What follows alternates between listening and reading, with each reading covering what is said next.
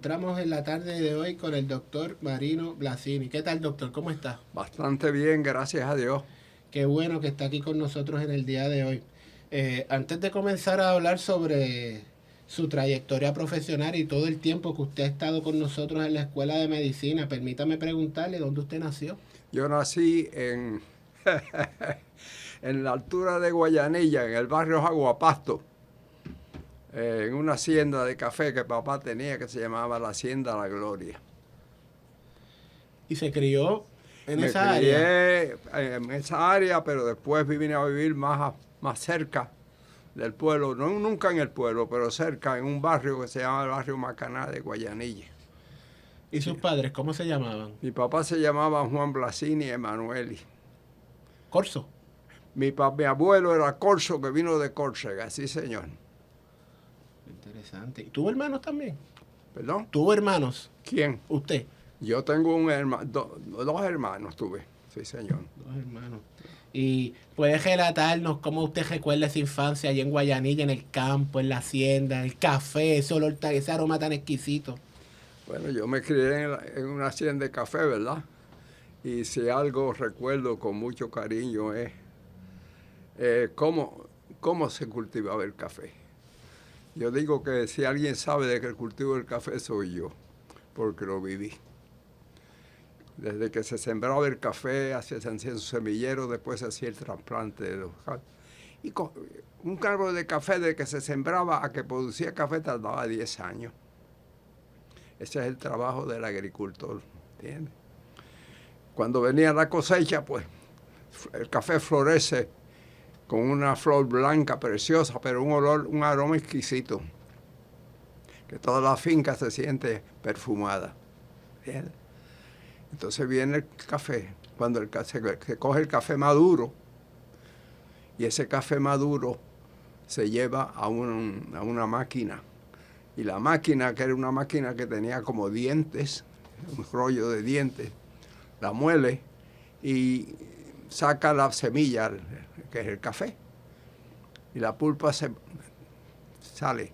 Y entonces pasa a lavarse y se lo lavan y después lo secan al sol. En tordas o en unos gráseres que eran de cemento, lo secaban al sol. Eso es lo que le llamaban la tahona. ¿El qué? La tajona. No. Ese no era el nombre. Y entonces, de ahí viene. Después que es seco, pues se muele en pilones, se le saca la cáscara y ahí tenemos el café, el cual se tuesta. Y todavía seguimos viviendo café. Yo sigo tomando café. ¿Y qué recuerdo tiene usted de sus padres, esa época? Mis padres fueron una cosa extraordinaria. Mi padre era un corso, era hijo de corso y porque era doble corso, porque era Blasini Emanuel y la mamá era corsa también. Y era un hombre muy querido, muy trabajador, muy decente, muy honrado, con una dignidad increíble. Yo eso lo heredé de él, ¿sabes? Y mi madre es una mujer encantadora, fue una mujer jovencita, una mujer preciosa, muy linda y muy trabajadora, muy dedicada a su familia, a sus hijos. Y esos primeros años de la primaria, en la escuela, ¿qué usted recuerda de esa época? Oh, lo recuerdo todo, yo recuerdo hasta el nombre de los maestros. Yo empecé en una escuela primaria en el barrio Quebradahonda de Guayanilla, que era una escuelita que tenía dos salones.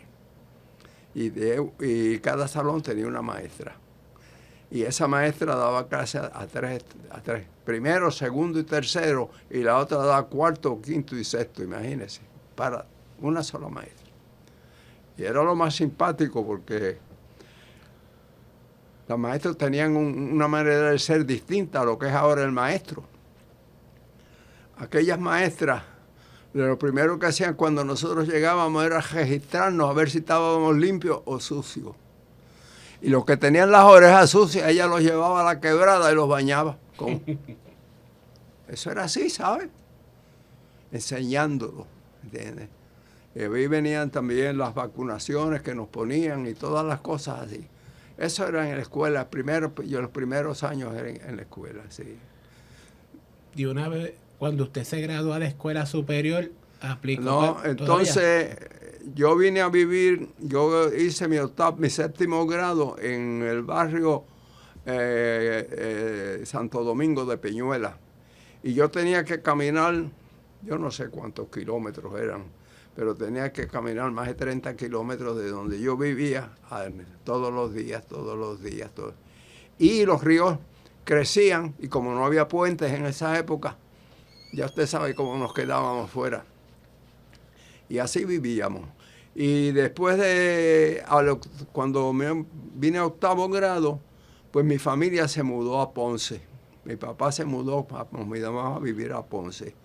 Y entonces en Ponce pude yo venir a octavo grado a una escuela excelente que era la escuela Ruiz Gandía. Y ahí estudié yo mi octavo grado. Al yo terminar mi octavo grado, fue cosas de la vida. Yo no entré a la high school. Y entré a la escuela vocacional porque me interesó la escuela vocacional y cogí un curso de mecánica de radio de 2 años. Y me gradué de técnico de radio en aquella época. La televisión empezaba en esos momentos. ¿Entiendes? Y al terminar eso empecé a trabajar, pero volví a la high school. Entonces pude montar a la high school. Entré a noveno grado primero y de ahí a la high school y me gradué de la Escuela Superior de Ponce. Y lo demás, de la Escuela Superior de Ponce me gradué y de ahí vine a la Universidad de Puerto Rico. Cuando usted aplica a la Universidad de Puerto Rico, estamos hablando de Río Piedra. Río Piedra, sí, señor. ¿Y quién quiso el bachillerato allá en Río Piedra? Yo vine a la Universidad de Puerto Rico, esto es interesante porque yo solamente hice 3 años de premédica. Y entonces tuve la suerte, yo digo, que pude entrar como a la escuela de medicina en la primera clase. El bachillerato me lo dieron después de yo terminar el primer año de medicina, me lo aprobó la universidad. Y le pregunto, ¿verdad? Como sabemos que a través del tiempo ha cambiado el asunto de cómo se le comunica a los estudiantes cuando son aceptados. ¿Cómo fue en esa época? ¿Recibió una carta? Bueno, sí. ¿Cómo fue eso en su caso? Primero tuvimos una entrevista. Una entrevista. Y la entrevista la hizo el doctor don Jaime Benítez, que fue el fundador de la Escuela de Medicina. Y él la hizo con otros profesores. Y él nos entrevistó. Y ellos, es el grupo que hizo la selección. Y después nos mandaron una carta que todavía yo la conservo, la carta mía. ¿Entiendes? Fue un 11 de marzo de 1950 que yo recibí la carta donde se me aceptaba para participar con la primera clase de la Escuela de Medicina. ¿Y esos primeros días como estudiante en la Escuela de Medicina, cómo los recuerdas? Los primeros días no fueron en la Escuela de Medicina, porque los primeros días, la Escuela de Medicina es en medicina tropical. Y allí había un hospital precioso que desapareció como hospital, que era el Hospital de Investigaciones de Medicina Tropical. Y entonces lo que eran el hospital se convirtió en dormitorio para nosotros. Y como 5 o 6 semanas de haber empezado las clases nosotros en la medicina tropical, fue que nos mudaron, pudimos ir a vivir allí. Y allí vivimos 4 años. Y nos daban todas las comodidades. Y cafetería con todos los alimentos, todo eso estaba programado para nosotros. ¿Entiendes? Éramos unos chicos engreídos de don Jaime Benítez, ¿sabes? Le pregunto sobre el ambiente para los que nos están viendo y que no sepan que el edificio de la antigua Escuela de Medicina Tropical queda en la costa frente a la playa. ¿Cómo era ese ambiente para los estudiantes? Nosotros cuando teníamos un jatito nos íbamos a la playa, que estaba allí. Esa playa se llamaba Peña Pará, algo así. Y lo otro que nosotros disfrutábamos era que nosotros hicimos ya cuando vino la segunda clase, hicimos un equipo de softball. y jugábamos softball en el campo que tenía la Guardia Nacional al lado de Medicina Tropical. ¿Entiendes? Y fue lo más simpático porque eso no se hace ahora. Pero como yo era el que dirigía el grupo, fui donde don Jaime Benítez, y dice, don Jaime, ¿qué tú quieres? Yo le dije, don Jaime, que vine, que necesitamos un equipo, pues no tenemos, queremos jugar softball y nos hace falta.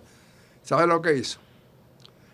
Yo mañana voy a llamar a Felicio Torregrosa, que tiene un sport shop, y ustedes van allá y escojan el equipo que necesitan. Nos dieron guantes, nos dieron bates, nos dieron uniformes, nos dieron zapatos. Hicimos un equipo de softball, el cual nos duró 2 años. Estuvimos allí. Después desapareció el team de pelota.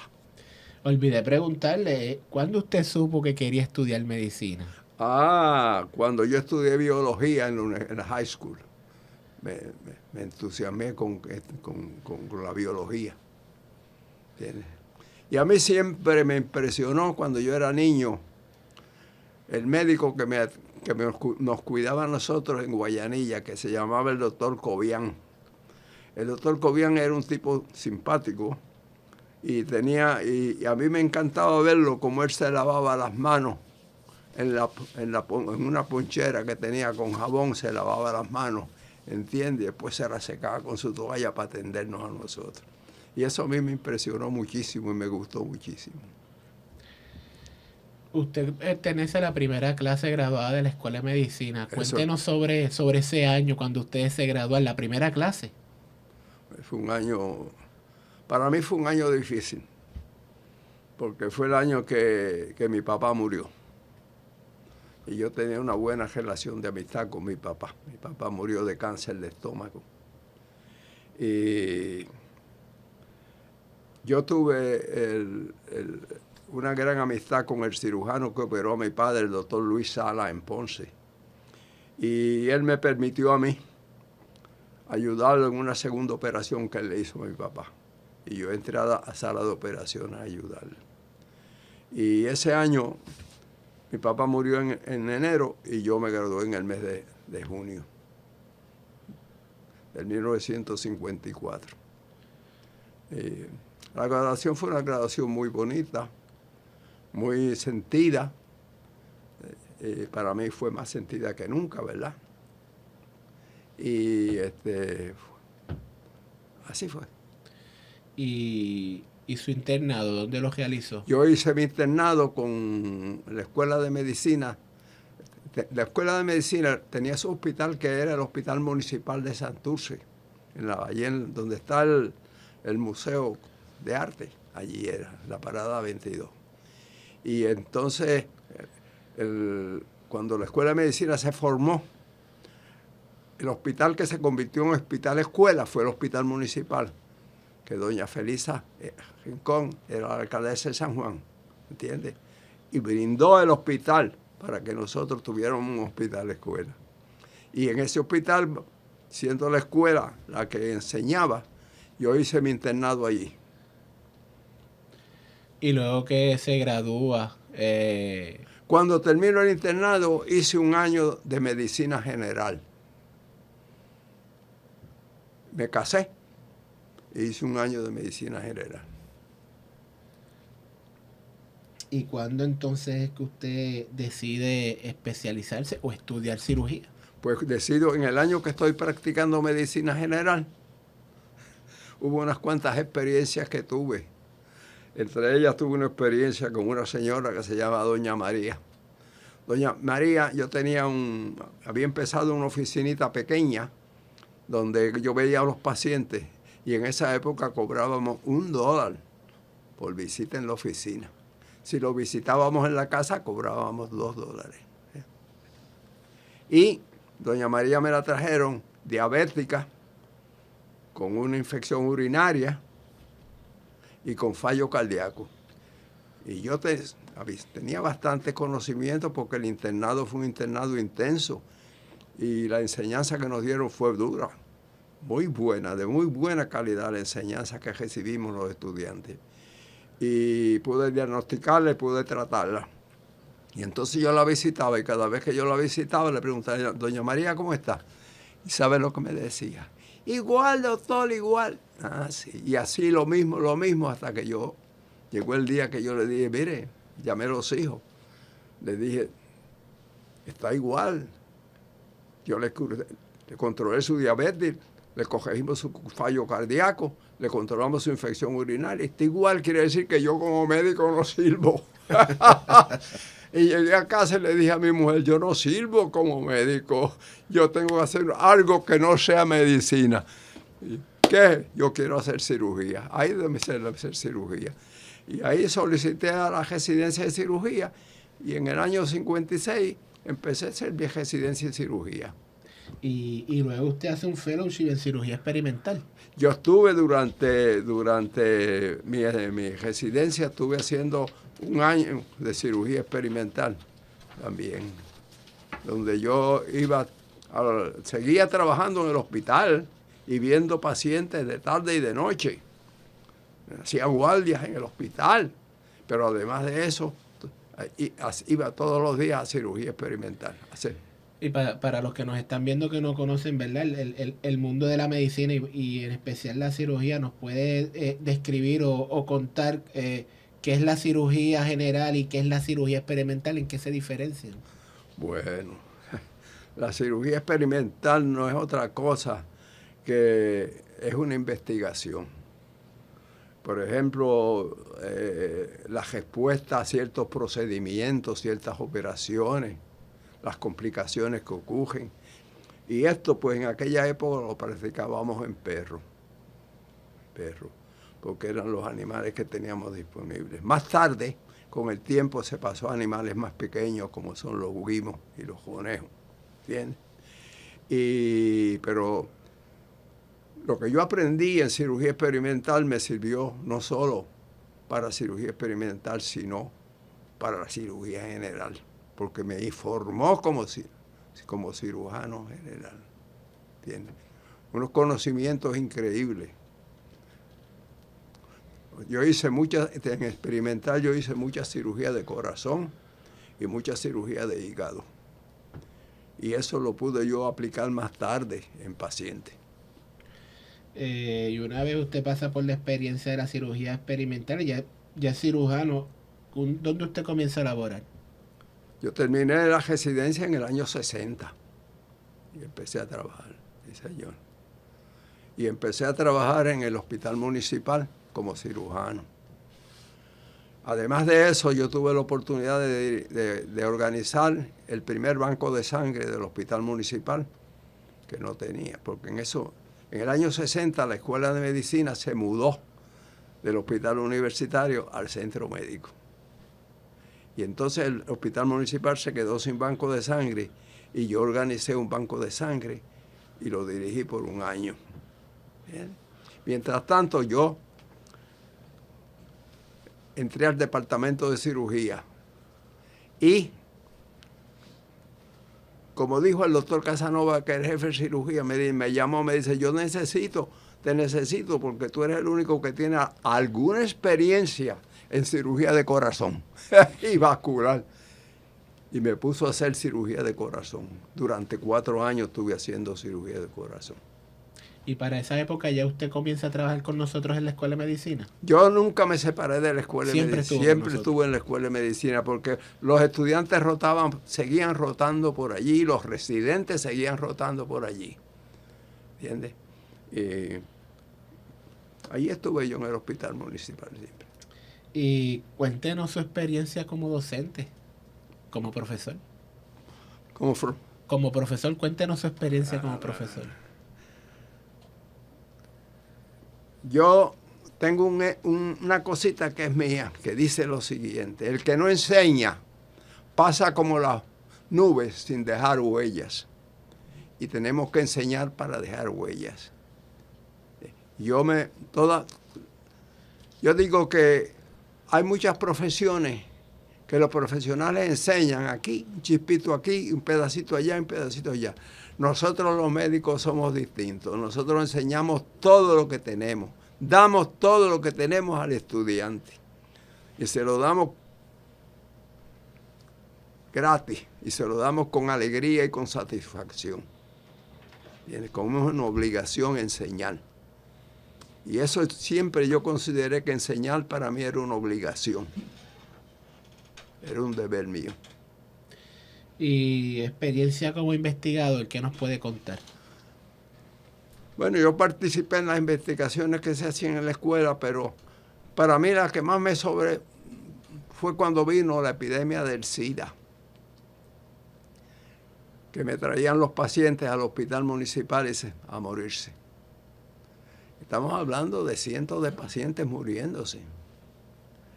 Y yo hice una investigación donde yo pude encontrar que los pacientes que venían, que nosotros recibíamos al hospital, el 40% daban positivos para SIDA. 40% de los pacientes que me llegaban al hospital daban positivos para SIDA.